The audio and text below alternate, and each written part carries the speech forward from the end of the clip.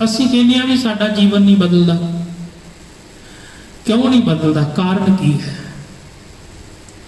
ਇੰਨਾ ਸਮਾਂ ਬਾਣੀ ਪੜ੍ਹਦਿਆਂ ਨੂੰ ਹੋ ਜਾਂਦਾ ਹੈ, ਵਿਚਾਰਦਿਆਂ ਨੂੰ ਹੋ ਜਾਂਦਾ ਹੈ, ਸਤਸੰਗ ਕਰਦਿਆਂ ਹੋ ਜਾਂਦਾ ਹੈ, ਕਥਾ ਕੀਰਤਨ ਸੁਣਦਿਆਂ ਕਰਦਿਆਂ ਹੋ ਜਾਂਦਾ ਹੈ, ਪਰ ਜੀਵਨ ਵਿੱਚ ਤਬਦੀਲੀ ਨਹੀਂ ਆ ਰਹੀ। ਇਹਦਾ ਕਾਰਨ ਕੀ ਹੈ?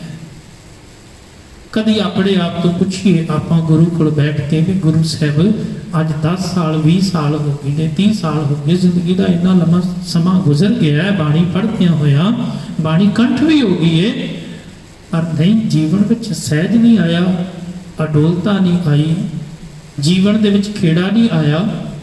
ਗੁਰਬਾਣੀ ਵਿੱਚ ਵਹਿਮ ਭਰਮਾਂ ਬਾਰੇ ਦੱਸਿਆ ਗਿਆ, ਖੰਡਿਤ ਕੀਤਾ ਗਿਆ, ਪਰ ਮੈਂ ਤਾਂ ਵਹਿਮ ਭਰਮਾਂ ਵਿੱਚ ਫਸਿਆ ਹੋਇਆ। ਮੈਂ ਤਾਂ ਨਿਤ ਉਹ ਕਰਮਕਾਂਡ ਪਖੰਡ ਕਰਦਾ ਵਾਂ, ਨਿਤ ਉਹ ਜਿੰਨੇ ਵੀ ਭੇਖੜੇ ਮੈਂ ਕਰਦਾ ਵਾਂ। ਸਤਿਗੁਰ ਜੀਓ, ਉਹਨਾਂ ਤੋਂ ਤਾਂ ਮੇਰਾ ਬਚਾਵ ਨਹੀਂ ਹੋਇਆ, ਮੇਰਾ ਜੀਵਨ ਤਾਂ ਰੋਸ਼ਨ ਨਹੀਂ ਹੋਇਆ।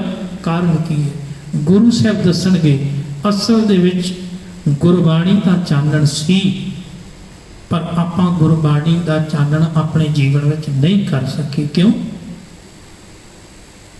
ਕਹਿੰਦੇ ਇੱਕ ਵਾਰ ਇੱਕ ਮਨੁੱਖ ਨੇ ਰਾਤ ਦੇ ਸਮੇਂ ਦੂਜੇ ਪਿੰਡ ਜਾਣਾ ਸੀ।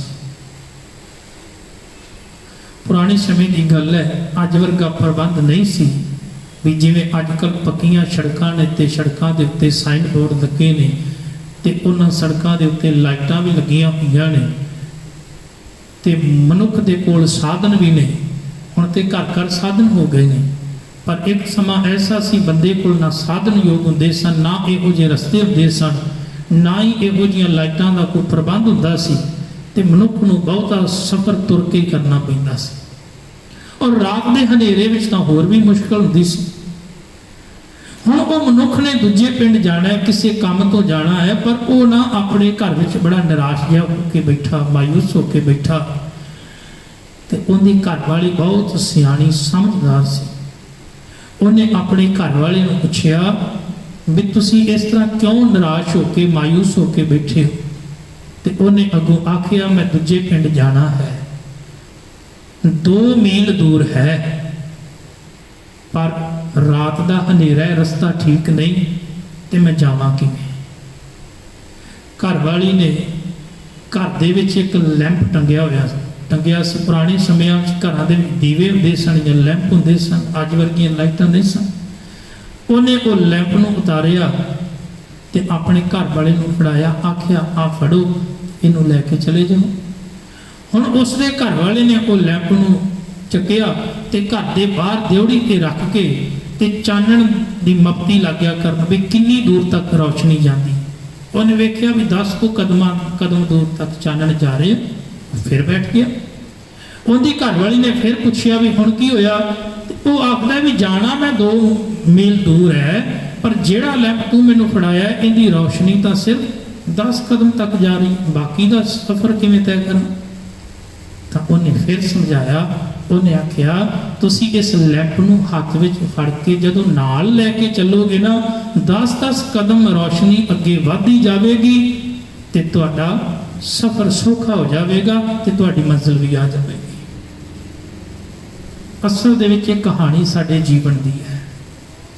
ਬਾਣੀ ਤਾਂ ਇੱਥੇ ਦਰਵਾਜ਼ੇ ਤੱਕ ਜਾਂਦੇ ਹੀ ਸਾਨੂੰ ਇਹ ਭੁੱਲ ਜਾਂਦਾ ਵੀ ਅੱਜ ਹੁਕਮਨਾਮਾ ਕੀ ਆਇਆ ਸੀ, ਅੱਜ ਵਿਚਾਰ ਕੀ ਹੋਈ ਸੀ, ਅੱਜ ਭਾਈ ਸਾਹਿਬ ਨੇ ਕਿਹੜਾ ਸ਼ਬਦ ਗਾਇਨ ਕੀਤਾ ਸੀ, ਉਹ ਤਾਂ ਸਾਨੂੰ ਜੋੜੇ ਘਰ ਤੱਕ ਜਾਂਦੇ ਹੀ ਭੁੱਲ ਜਾਂਦਾ ਹੈ, ਵਿਸਰ ਜਾਂਦਾ ਹੈ। ਉੱਥੋਂ ਫਿਰ ਸੰਸਾਰ ਸ਼ੁਰੂ ਹੋ ਜਾਂਦਾ ਹੈ। ਕਈਆਂ ਦਾ ਇੱਥੇ ਸ਼ੁਰੂ ਹੋ ਜਾਂਦਾ ਹੈ, ਕਈਆਂ ਦਾ ਬਾਹਰ ਜਾ ਕੇ ਸ਼ੁਰੂ ਹੋ ਜਾਂਦਾ ਹੈ। ਫਿਰ ਉਪਦੇਸ਼ ਨੂੰ ਭੁੱਲ ਜਾਂਦੇ ਨੇ।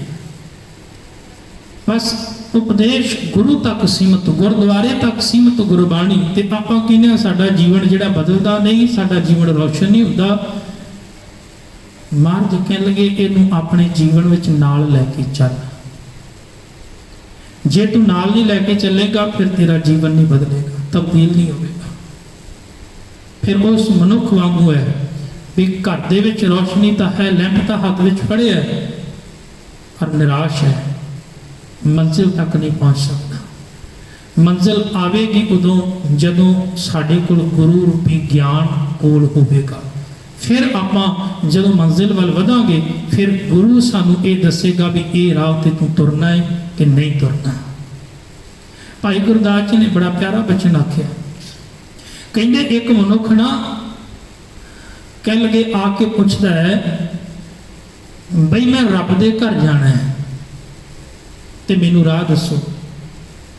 उन्होंने रस्ता दसिया ते वो बैठ के उत्थे ही बस मंजिल नूं बार बार याद करदा है ते बार बार रस्ते नूं दोहरा रहा है, पर कदम एक नहीं अगे पुट्टिया। सियाणे पुरख नूं पता लग्या, वो आखदा है भी तेनू मंजिल का राह पता लग गया ते तू फिर अगे क्यों नहीं वध रहा। जिन्ना चिर तू उस रस्ते ते तुरेगा नहीं तो तू अपनी मंजिल ते नहीं पहुंच सकता। पूछत पथक मार्ग ना धारै पग, राही राह ते पुछदा है, मंजिल ते बारे पुछदा है भी मैं फलाणे थां जाना है, तुसीं गुरुद्वारे आए हो तो गुरुद्वारे चल के आए हो या किसी साधन के राही आए हो, पर आए तो हो ना। तो जे तुसीं घरे बैठे उत्थे बैठे ही गुरुद्वारा गुरुद्वारा करी जाते तो फिर नहीं सी गुरुद्वारे पहुंच सकते।